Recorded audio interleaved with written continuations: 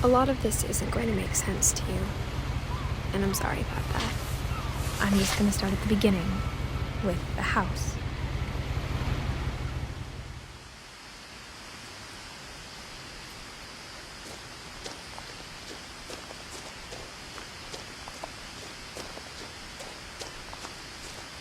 I lived here until I was 11, but I wasn't allowed inside half the rooms.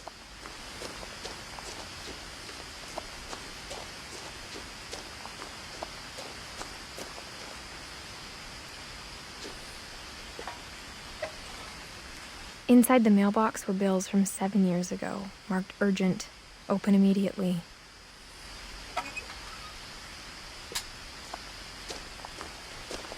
I hadn't been back since my brother Lewis's funeral.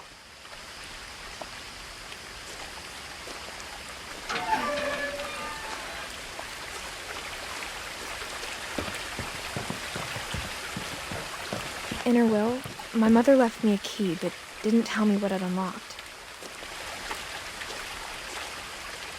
Maybe she thought I'd know, or she thought that the mystery would be enough to bring me back.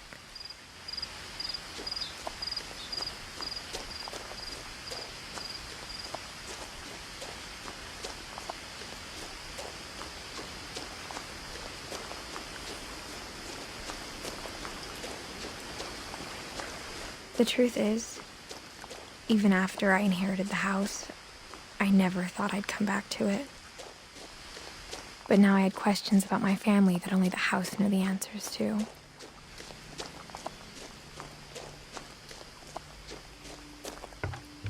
The woods around the house have always been uncomfortably silent, as if they're about to say something but never do.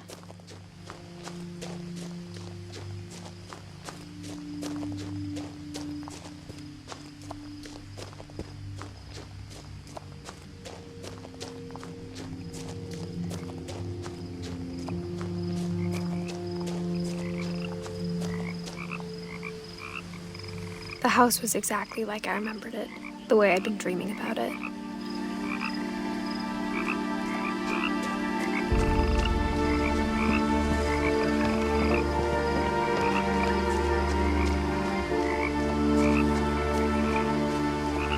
As a child, the house made me uncomfortable in a way I couldn't put into words.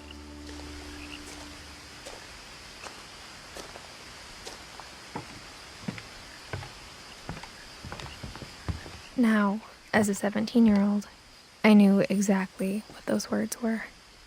I was afraid of the house.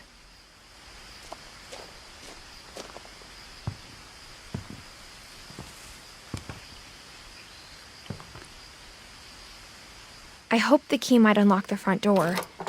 It didn't.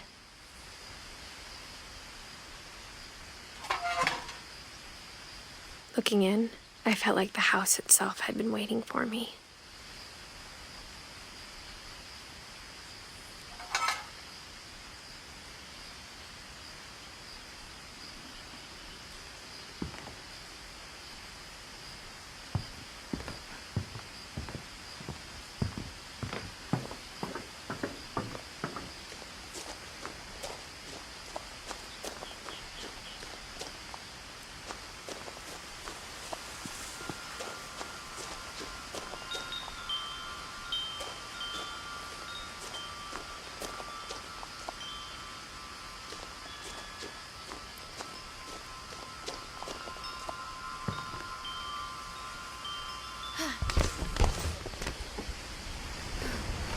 Crawling through the doggy door used to be a lot easier when I was 11.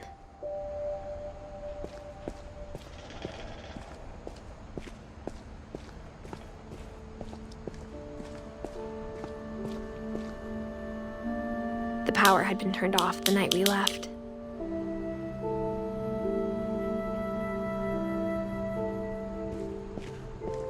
For the first time in years, I felt like I was home.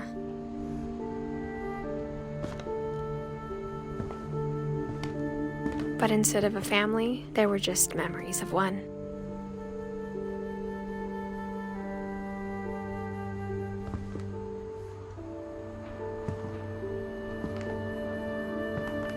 Like how only one restaurant would deliver to our house, so we had Chinese a lot.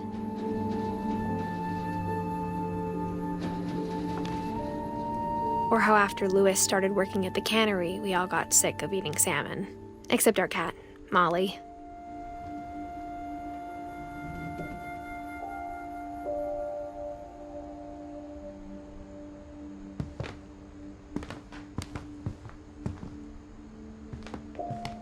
Nothing in the house looked abnormal. There was just too much of it, like a smile with too many teeth.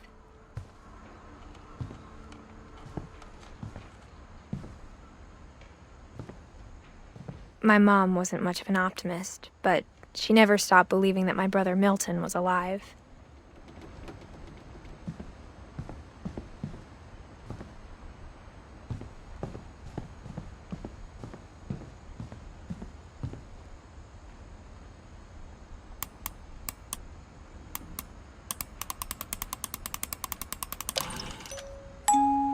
Great-Grandpa Sven built a music box for Barbara, along with the rest of the house. Mom always told me to stay out of the basement, so I wasn't too surprised when the key didn't fit.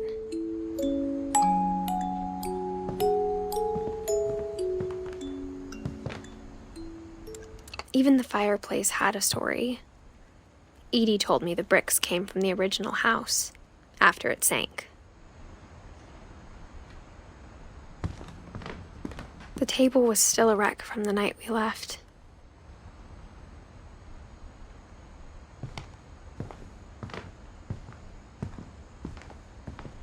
My mom was the only one of us who could imagine Great-Grandma Edie living in a nursing home. It was like a bomb had gone off, killing everyone but sparing the furniture.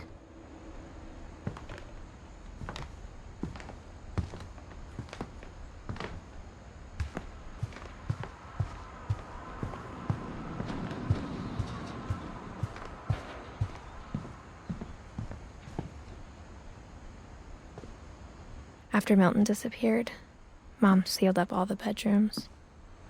Then Edie retaliated and drilled peepholes.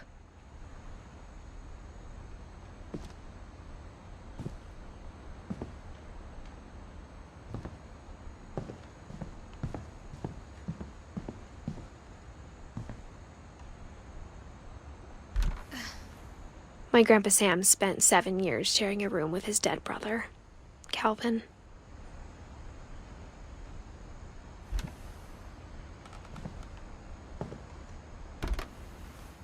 As a kid, I just assumed every house had peepholes and sealed rooms you weren't allowed inside of.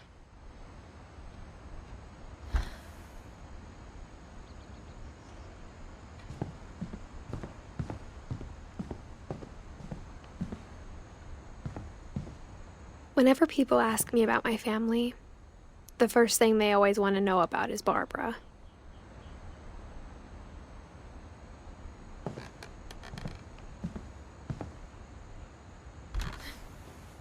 Barbara was a child star for 2 years, until America grew out of it.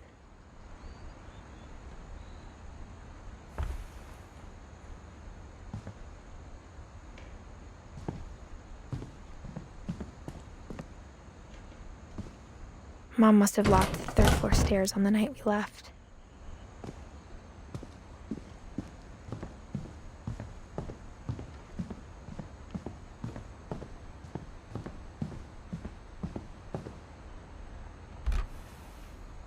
Molly always seemed like a girl I could imagine being friends with, if she hadn't died in 1947.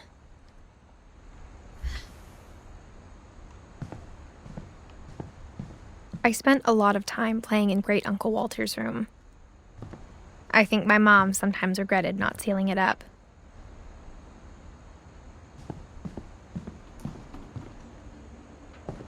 Louis told me there were secret passages, but I never believed him.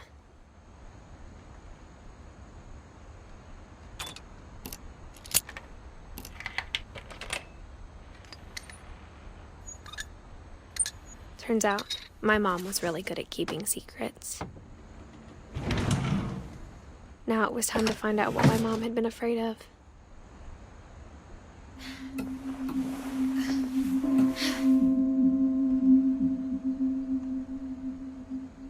Reading this, maybe it sounds like I had a plan. But I had no idea what was behind that door.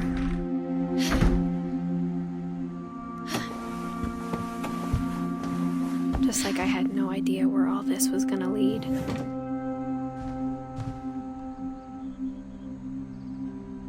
I grew up looking at Molly's room through the peephole. Molly's gerbil had a tiny bedroom with its own even tinier gerbil cage. Being inside for the first time, I felt like I'd stepped behind a painting.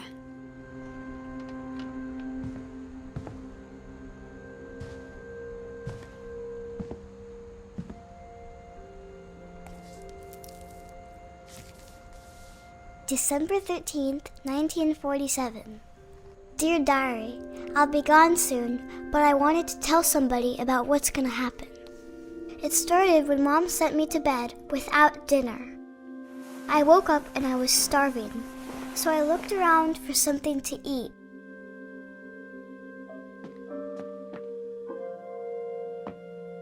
The gerbil food was dry, but I didn't mind it.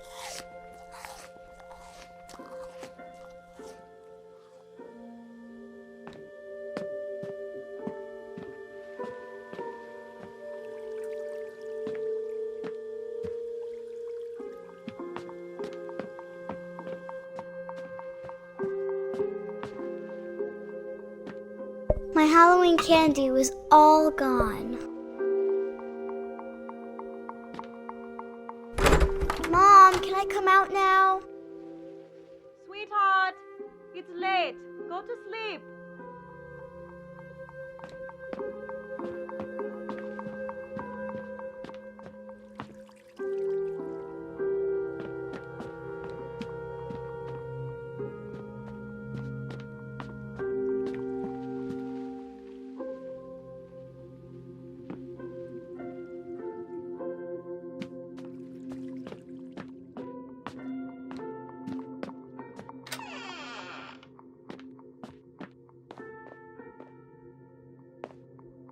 I ate a lot of things that night.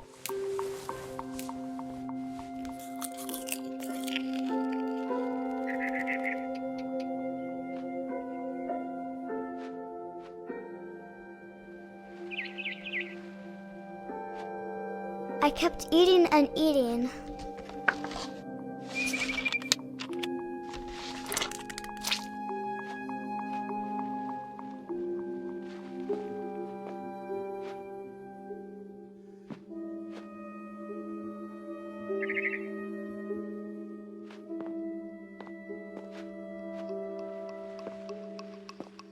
Then I heard chirping outside my window.